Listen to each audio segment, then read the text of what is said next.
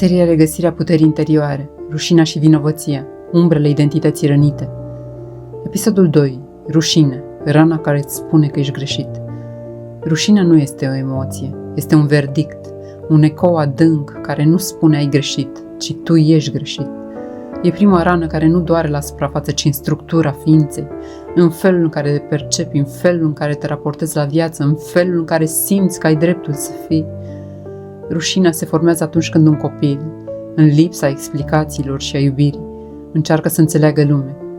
Dar dacă lumea îl respinge, îl critică, îl ignoră, dacă emoțiile lui sunt ridiculizate, dacă autenticitatea lui este întâmpinată cu duritate, copilul ajunge la o singură concluzie. Nu ei sunt problema, eu sunt. Copilul nu poate renunța la părinții lui, așa că renunță la el. Își micșorează vocea, își suprimă trăirile, își ascunde dorințele, își îngroapă lumina. Rușinea îl învață că lumea nu îl vrea așa cum este și atunci învață să fie altcineva, iar această mască devine identitate. Cum se simte rușine? Nu ca un strigăt, ca o tăcere apăsată, ca un gol în piept, ca o senzație că ești prea mult sau niciodată suficient, ca un impuls de a te ascunde când ești vulnerabil, ca un nod în gât când vrei să spui adevărul tău, ca o dorință de a fi invizibil ca să nu mai fii rănit. Rușine nu te face doar să te îndoiești de tine, te face să te negi. Rușinea și identitatea falsă. Când copilul crește cu rușine, intră în viață cu o haină prea strâmtă care nu îi aparține.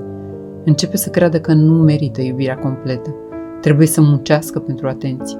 Nu are voie să greșească. E responsabil pentru emoțiile altora. Trebuie să fie bun ca să nu fie abandonat. Trebuie să fie puternic ca să nu fie ridiculizat. Trebuie să nu deranjeze ca să fie acceptat. Acesta nu este caracter, este supraviețuire. Este identitatea construită pe ruinele identității autentice. Și totuși, această identitate poate fi dezvățată. De ce rușinea doare atât de tare în relațiile toxice? Pentru că narcisistul nu creează rușine, el doar o activează, apasă exact în locul în care copilul tău interior încă mai crede că trebuie să fie perfect ca să nu fie respins, trebuie să tacă ca să nu fie ridiculizat, trebuie să se sacrifice ca să fie iubit. Narcisistul te vede exact acolo unde tu nu te vezi, în rana rușinii, și apasă până când nu mai știi cine ești. Cum se vindecă rușine?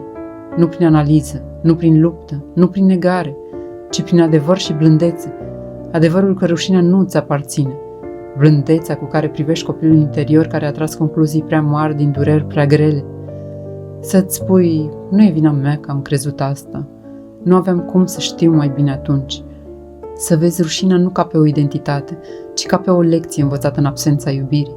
Să-ți spui, am voie să fiu, am voie să simt, am voie să greșesc, am voie să fiu văzut.